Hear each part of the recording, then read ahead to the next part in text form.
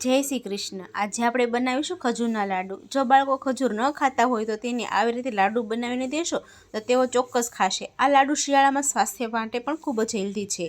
આ લાડુ બનાવવા માટે એક કઢાઈમાં ખજૂર લઈ તેમાં 3 થી 4 ચમચી ઘી નાખી ધીમા ગેસે ખજૂર શેકવાનું છે।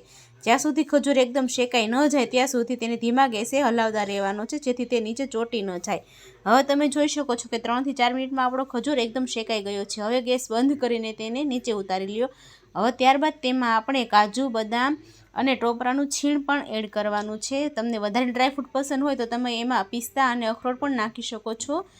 હવે આપણે તેને સરખી રીતે મિક્સ કરી નાખવાનું છે।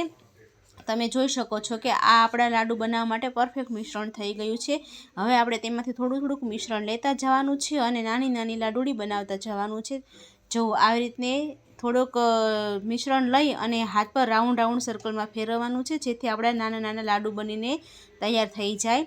આ લાડુ બાળકોને ખૂબ જ પસંદ પડે છે અને આખા દિવસમાં એક લાડુ ખવડાવવાથી બાળકનું શરીર પણ હષ્ટપુષ્ટ બને છે। હવે ત્યારબાદ આપણે ડેકોરેશન માટે આ લાડુને ટોપરાના છીણમાં એડ કરીશું અને થોડીક વાર માટે એને હલાવશું, જેથી એક સરખું મિશ્રણ એડ થઈ જાય।